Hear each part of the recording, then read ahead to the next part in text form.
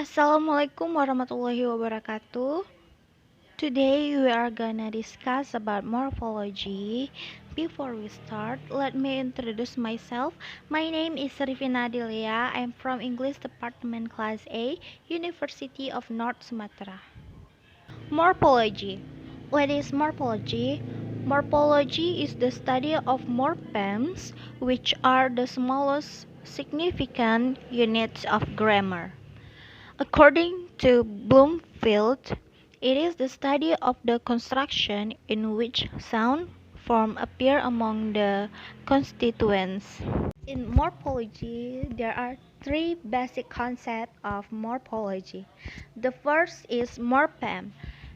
The morpheme is therefore the minimal recurring unit of grammatical structure, possessing a distinctive phonemic form, having a grammatical function, and may differ in its phonological manifestation. And the second is morph, is the phonetic shape of a morpheme. The word writer has two morphemes, write and er. And the third is allomorph. The plural morpheme can be realized as S or Z or EZ, and so on. Similarly, the past tense morpheme can appear as D, T, ID, and K. Each of these morphs belongs to the same morpheme. These are called allomorphs. Allomorphs of a morpheme may change their phonemic shape due to two types of conditioning. The first is phonological conditioning. We shall first examine the following sets of words. The words A is set becomes sets, and B bat become bats. In a set A words and in the voiceless sound T affecting the plural morpheme which also appears as a voiceless phoneme S. But in the set B, the stems end in voiced sound and affect the plural morpheme which become Z. The phonetic quality one of sound affects the phonetic quality of another occurring in close proximity. The affected sound is phonetic conditioned. The last type of conditioning is morphological conditioning. There are several irregular forms that do not show the predictable direction of morphophonemics change.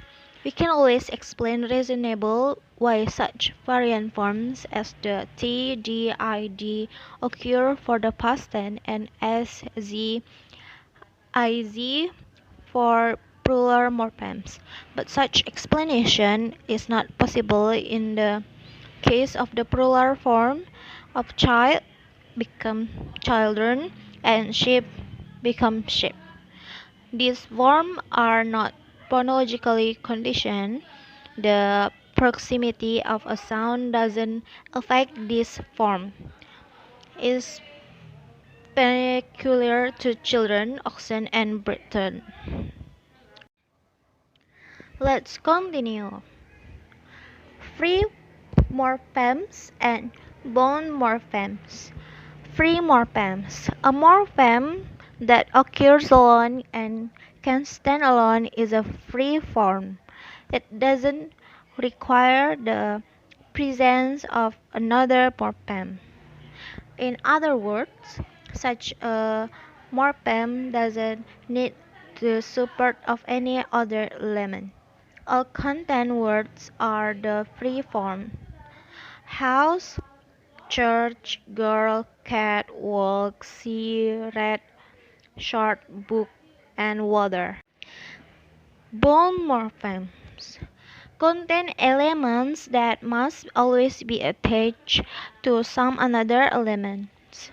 They cannot occur or stand alone. In words like watery, invisible, reader, possibility, madness, cats, and manly. the last topic we are gonna discuss about inflection and derivation. Inflection. Affixes that cannot take another affix is generally identified as inflectional affixes. If we add s or ed to present, we will get derivative word presence and presented. Inflectional suffixes of this type may create a set of forms of a morpheme within the same form class, usually known as paradigm. Such words as said to be inflected. For example, teachers, doctors, mans, and so on. Derivation. A significant feature of the derivational affix is that other suffixes can be added to it.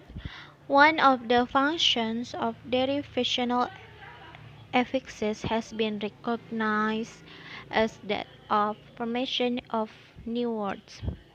Richard Platt Weber. This is one of the functions maintain the form class, that is, the grammatical. Another function is that the category is not changed. For the example is inform stem plus action suffix become information.